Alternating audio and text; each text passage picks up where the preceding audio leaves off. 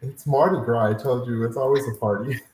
Well, hello, everybody. Welcome. This is a party because we're here with Michael Richmond, and he's calling in from Mardi Gras. There are hosts of people doing outrageous things right there. But more seriously, he's here to share some of his wisdom, some of his insights about how to essentially do more with less, which seems that it's something that we're always asked to do in fundraising.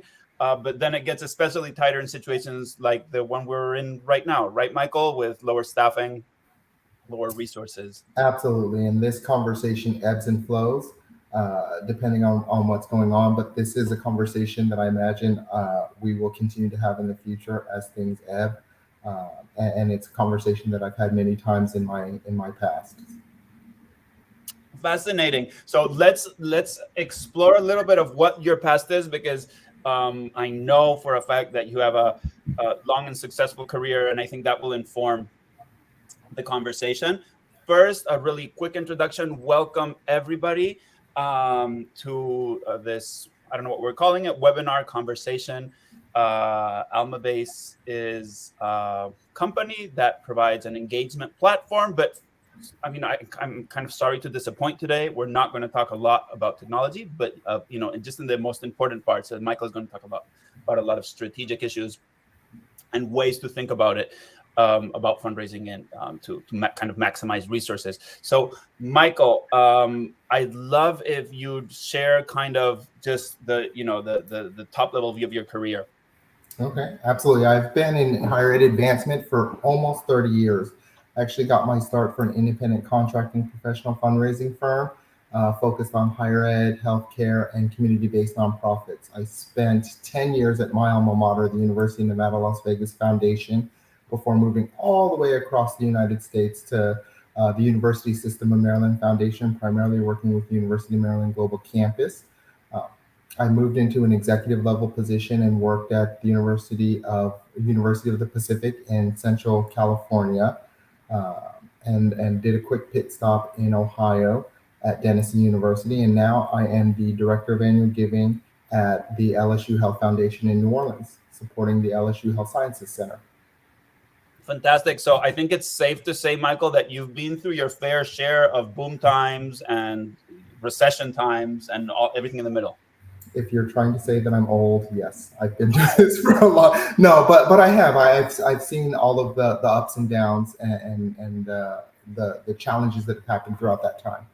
Well, I mean, and also, like, there are few things that are 100% new.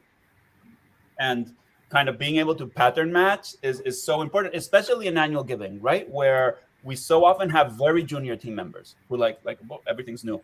Absolutely, So, absolutely. And I would say that a quick tip before we get into our discussion is if there's any chief development officers or associate vice presidents or vice presidents of development, try not to cut your professional development budget. You've got to grow your team. yeah, and grow them not only number wise, but in depth, Knowledge right? wise, Knowledge. absolutely. That's incredible. So, I mean, I think we're going right into the conversation, which is what are the things that we shouldn't lose track of? And I imagine you're going to cover some of those back to basics, because you just said, well, okay, number one thing, professional development.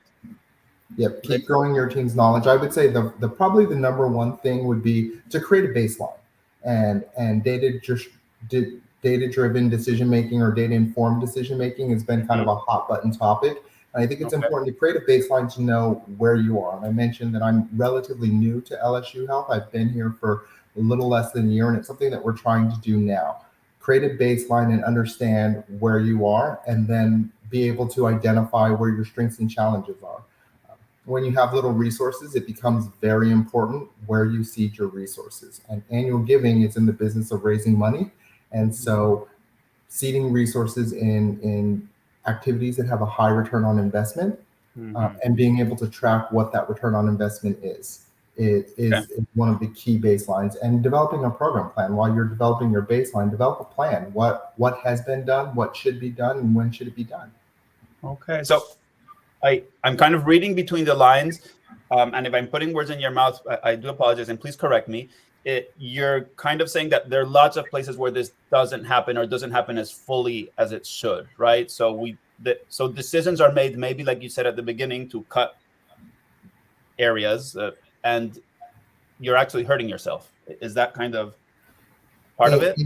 In some situations, yes. The fun thing about annual giving, and after my almost 30 years, I'm still learning every day. It's always still new, is that every institution is different. The structure is different. The relationships are different. The politics are different. So looking hard at your institution and figuring out where decisions were made, how they're made, and how they should be made moving forward. Mm-hmm. That makes a ton of sense. So we talked about, let me start to recap already, because there's great insights. If you anybody else who's listening and would like to say hi to Michael or ask questions as we go, we please do invite you to put a comment in the window here on LinkedIn. But Michael has been emphasizing professional development, data-driven decision making. I think that's what you called it, and as keys to become, I don't know, recession-proof is probably an overstatement, right? What tends to happen in recessions? Like, what have you seen before? What is the typical donor behavior, maybe, and then internal behavior? For annual giving level donors, typically annual giving level donors are I call them checkbook gifts, where they're reactionary. Oftentimes there isn't a lot of strategic planning or asset planning or asset management that needs to go into making a $100 gift. And that's where annual giving is so important, to vary your channel, vary your messaging, vary your purpose, because you never know what will resonate with the prospect at that time. Whereas on the other end of the spectrum, on a planned giving or principal giving site, it's more about timing and how comfortable donors feel. I think that all donors need to feel valued and feel comfortable, but also feel like their gifts are having an impact. Fundraising is altruistic. Development is altruistic, and it's about donor comfort and donor their relationship with your institution. Awesome. So if it's okay, Michael, can I ask a little bit about the actual mechanics? How do you make donors feel valued? I mean, that sounds interesting. It sounds like the obviously right thing, but I'm sure it's not so easy in practice. Right. And there's some things legally, I know in the United States, you have to do with tax receipting and acknowledgement of gifts. And there's some new tax laws going or new tax laws with gift benefits and what you're allowed to do based off of the value of the gift. Understanding that and knowing that is important, because it drives your stewardship. So acknowledging a gift, recognizing it, stewarding it, and engaging that donor. And that's practical, right down to your gift receipts, your acknowledgement. Handwritten is good, bearing thank yous per channel. You send thank you notes in the mail. Do you send thank you emails? Do you do thank you videos? There's a number of different ways to steward donors throughout the lifetime of their gift. One of the things that my pet peeves is that many advancement shops will steward a donor immediately after their gift, and then they won't hear from you for the year. And so it's important. Annual giving is cyclical. It happens every year. The same thing happens every year. It always amazes me when annual giving shops are surprised. It's annual giving. It happens. Calendar year end comes every year at calendar year end. But see, you're making me laugh. Sorry. Stewarding donors throughout the year and developing a stewardship plan where you have a contact or a touch immediately after a gift, and then down the road. But it's so important to collaborate with your annual giving shops. I think that the days of one solicitation per year have gone away a long time ago. And so how do you mix messaging with your appeals, your asks versus your stewardship? The last thing you want is for your donors to feel like the only time they hear from you is when you're asking for money. But you also don't want to sell the farm for a $100 gift. So you're saying absolutely do not cut stewardship, but be smart about it in a recession? Absolutely. And I think that's a kind of an immediate impact thing, not to cut. If you can all help it, don't cut professional development, don't cut stewardship. A lot of professional development has become easier to access and a little bit more cost effective because of LinkedIn Lives and Zooms and different opportunities that present. But also, so with stewardship, I don't think that you have to spend a lot of money on stewardship to make a donor feel valued. Oftentimes, it's a personal touch. Pick up the phone, call, say thank you. Simple as that. That makes so much sense. You mentioned plan donors a moment ago. And sometimes annual giving, it's tightly related to plan giving, and sometimes we co-market things. What typically happens to the marketing piece of plan giving programs during recessions? Is that another area that tends to, get put aside or on pause? Again, I think it depends on your structure. If the marketing piece of plan giving falls under plan giving, then it will absolutely be cut. If annual giving can assume that marketing piece, it's important for the pipeline. There's direct correlations between annual giving and plan giving. And oftentimes it's not your biggest donor that makes considerable plan gifts, but the donors that have given for a longer duration of time. And so I believe in partnerships between annual giving and plan giving, just like annual giving and donor relations and annual giving and advancement services. Annual giving is so fun because it's the perfect balance of the art and the science of fundraising. And so wide breadth, shallow depth, but you don't get bored because you do everything. Yeah. And if you're a people person, you can do those thank you calls. If you're a data person, right, you can go into the Absolutely. There are many shops that have leadership annual giving components. Sorry, I'm dropping stuff.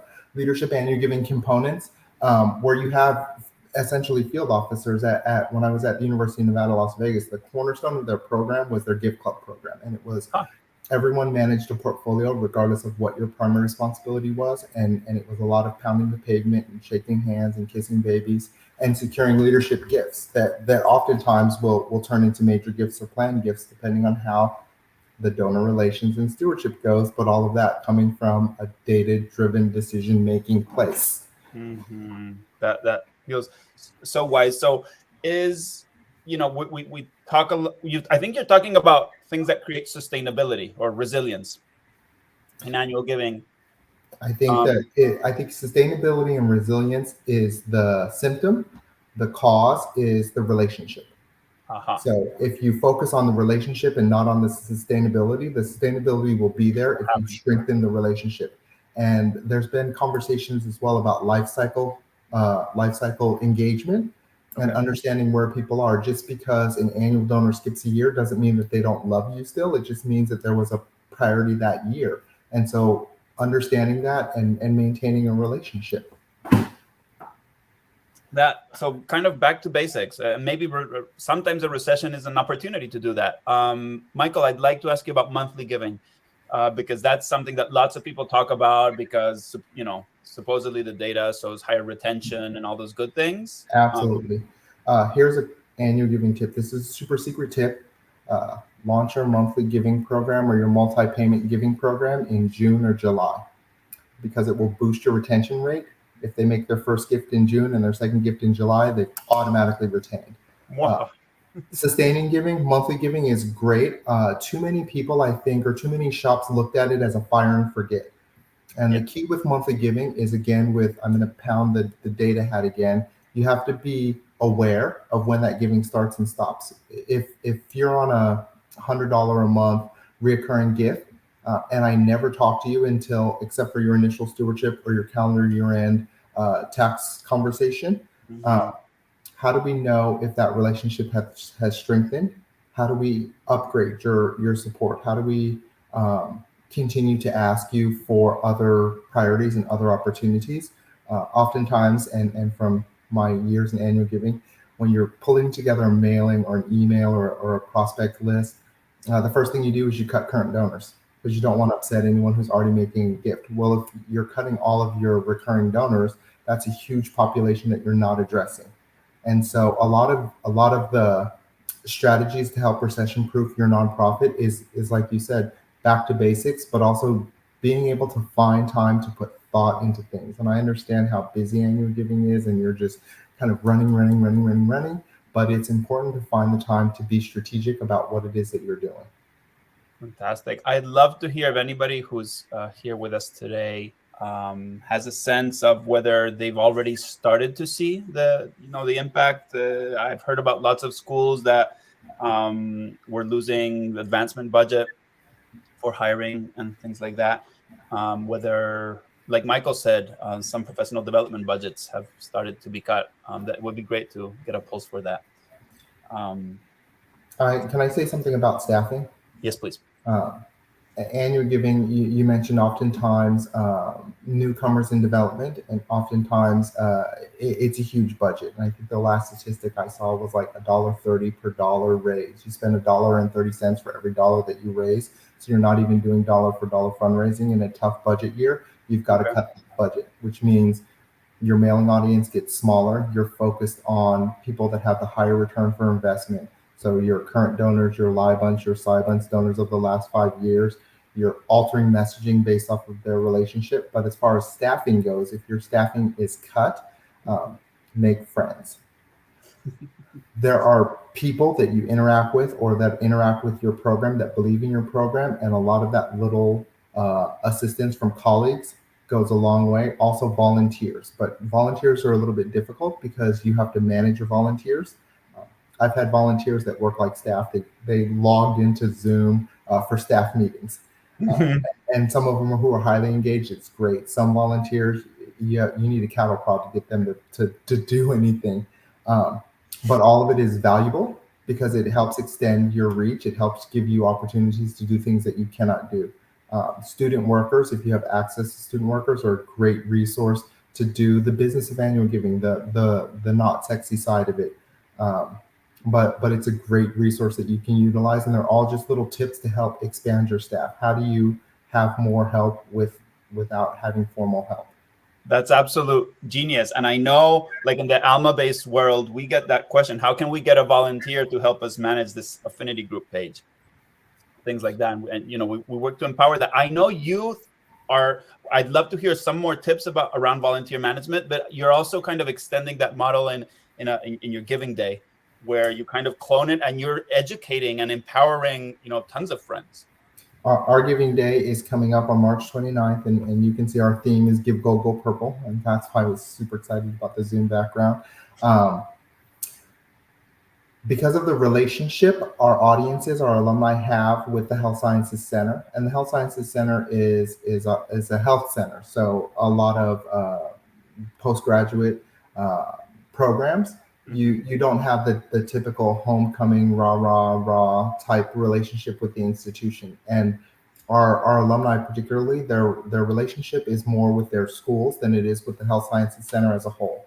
So for our giving day, we essentially cloned it per school and participating partner, and we will launch a giving day for each school, which will all flow up to the overall Health Sciences Giving Day. And it's very much, we're patriots. It's very much like America, the United States, and then each of the individual states kind of flowing up to make the larger. And I think everyone has heard and probably said that high tide floats all boats. So as successful as each of the schools are, is how successful our Health Sciences Center Giving Day will be. And I think that communication and empowering them to get their buy-in and to understand that we're raising money for you. Help us help you. So that's yet another way to increase your reach, right? With the resources that you already have. Michael, it sounds like you don't only put, graphics out for each of the units. Do you invest a lot? Like, do you train Yes. other colleagues or volunteers in each of all those units that you're working with? I think that is, again, with limited resources, it has to do with how much resources you have. So identifying volunteers who bring skill sets to the table. A good example of that is that we have 6 schools, and of the 6 schools, probably 2 or 3 have a dedicated person that focuses on communication. And so collaborating with those people so that we don't have to educate about how to develop development communication. And it's utilizing people with graphic design skills or with other skill sets as volunteers. And they're not having to go out and ask people for money, but they're helping to build Zoom backgrounds or identify communication partners, or even just spreading the word, which is where giving days are just huge crowdfunding peer-to-peer fundraising efforts. Mm-hmm. So a lot of really smart suggestions for folks who joined us in the last few minutes. We are reviewing ideas to increase the reach, essentially, of your fundraising efforts, even if you're in a negative environment like a recession, or if you have budget cuts or staffing cuts. And Michael is sharing a lot of very, I would say, practical ideas. You mentioned data at the very beginning. And I'd love to circle back to that. Are you able to share a few ways that you think about data to help you make those smarter decisions? Absolutely. I look at, first off, net revenue, revenue and dollars and donors. I mean, Mm-hmm. it's important to not just, it's annual giving. So one of my sayings, and I have a lot of them, is I'd rather have 1 million people give $1 than one person give $1 million. It's not just about looking for that one major gift or that $1 million donor, but how can we provide opportunities for 1 million people to be involved in some level. The how much you're spending per appeal, how much each appeal is raising, and then from there you can break it out to your ROI or your cost per dollar raised. I mentioned the 130 to 1 is a cost per dollar raised metric, which is just the other end of the pyramid of ROI, which is how much you're making for every dollar that you spend. It's the same thing. And Brandon, I would say that I would argue that peer-to-peer fundraising is where the industry is heading. I think that peer-to-peer fundraising is an important element, but I don't think that institutions should put all of their eggs in the peer-to-peer basket. And I say this having seen email come onto the scene, and everyone's like, email is free, and we don't have to do direct mail anymore. I remember that. And it was great. And then people realized that, first off, everyone is doing that. So you think about your spam folder and your email inbox and how many. I go through and just delete them, and then identifying what email address that you actually check. And I have one from my alma mater, one from like my cable company, one from Gmail, one from Hotmail, one from Yahoo. Everyone has their preference on which one that they use. And identifying that your message is getting to the right person through email is a very, very difficult task. I would say in a resource limited environment, spending a ton of money on database research is probably not going to fly in your budget conversations. But it's an important strategy to continuously update your database as you have opportunity to. So if you do a mailing and you're getting return mail back, clear those addresses, so that you're not mailing to the same bad addresses over and over and over again. Okay, so I'm sorry, Michael, but sometimes being data-driven is also just looking at data health. It's yes. like you just mentioned, right? With your emails, with your addresses. I had an advancement services director who would always tell me garbage in, garbage out. And again, going back to Brandon's comment about nonprofits becoming more reliant on peer-to-peer, it's a great tool. It's a great strategy. I would say not to cut your other channels, but if you need to look at budget resources and you're spending a lot of budget time and resources on peer-to-peer, you can still have your direct mail, email, face-to-face program, but limit the scope of them to be on what you have the highest return on investment for. Multi-channel communication is important as well, where just because they're getting peer-to-peer appeals or they're getting email appeals doesn't mean that they shouldn't be getting US mail or face-to-face appeals as well. Not appeals, communication. No, sure. Well, yeah, good point, especially tying back to your comments about stewardship earlier. So let's keep exploring this data world. We've talked about data health. You talked about ROI. And the opposite of ROI. And I'm not going to. Okay, thank you, Michael. I was going to confuse everybody even more. But what and I think you've started to talk about segmentation when you've said focus on the groups where you're seeing the highest ROI instead of saying, okay, we have to run a peer-to-peer program for everybody and their uncle. Absolutely, and the more segmented the audience, the more personal your communication can be. And I think that's a key component. Mailing one or communicating to one general segment as if everyone is a robot and the same, I don't think is the way to get the highest return on investment. The challenge is that you can go overboard with segmentation where you're pulling like 3 people per segment, and there has to be a little bit of a balance. I would say, aside from just being able to segment based off of your constituency. So what's their giving history with your organization, but also what's their relationship, and looking at what's key. And if you can partner pair those, it's important. I mentioned about drafting specific messaging.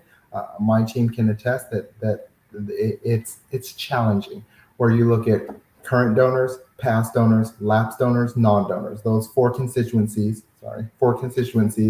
and then you look at, I mentioned we have 6 schools. So now your 4 constituencies times 6. Then you look at faculty, staff, dual degree alumni, alumni volunteers. You can segment by age. I mentioned about life cycle. And so now you have 4 constituencies for each school by relationship with the institution, by whether or not they're volunteers, by whether or not they were scholarship recipients. So it can get crazy very quickly. It can. I would say basics, though, their giving relationship with your institution is important, and what their relationship with your organization is important. And people expect the Amazon model, and we'll keep chasing that. You looked at this, and other people that looked at this did this. I tried to launch an appeal to identify alumni and their student housing, where they lived when they lived on campus. And in each appeal was a picture of your actual student housing facility. But again, garbage in, garbage out. If we don't have that data, we can't do that appeal. Mm-hmm. And I think this is one of the points where I think tech does have a role, helping even smaller shops handle all that complexity, right, that you just mentioned. I mean, I think it's impossible to do it manually or semi-manually. Absolutely. So, yeah, sorry, go ahead. No, I was going to say a strong partnership with advancement services and database management is key. Well, there's that very famous conference in our sector, right? The meeting of the minds. Absolutely. So, Michael, we're nearing the end. I'm going to invite everybody who's here with us, if it's okay with you, Michael, to reach out to you on LinkedIn. They have questions. I know you're a great part of, the fundraising community, the professional community. Absolutely. And I would encourage anyone to contact me on LinkedIn. I mentioned in my introduction, I got my start in the consulting world, and I've always kept my consulting hat on. So I'm more than happy to collaborate or to reach out to people. Some of you on the call may have gotten random phone calls from me, because I'm also not afraid to pick up the phone and say, hey, I'm from LSU Health Foundation and I have a random question. He's a researcher. One of the cool things about annual giving is that there's no competition, unless there's the off chance that somebody got their undergraduate degree at your institution and their doctoral degree or their MD or their postdoc degree at my institution. We don't have any overlap. So I'm more than happy to share best practices and insider secrets. Well, open invitation. I have to say we have been blown away, not just by the conversation now, but like the pre-call conversation. So we're deeply grateful, Michael. I'm going to take a moment to talk about a playbook that the Alma-based team has put together. We went out and curated a list of 21 institutions that were doing really interesting stuff around fundraising and alumni engagement. We get to talk to lots of schools. So we kind of did a mini study, and we put all of those together in a book. And if you'd like the link, put yes in the chat. And we'll send it your way. That's what about it. We're calling it the Advancement Playbook. But that's about it for today, Michael. I'm going to stay around for a little. Maybe we give it a few minutes, see if anybody has questions. And then, do you have any closing words? Any kind of, you talked about the things that you'd like for people not to forget about. Any more encouragement words for the fundraising professional who's facing a really tough job? Absolutely.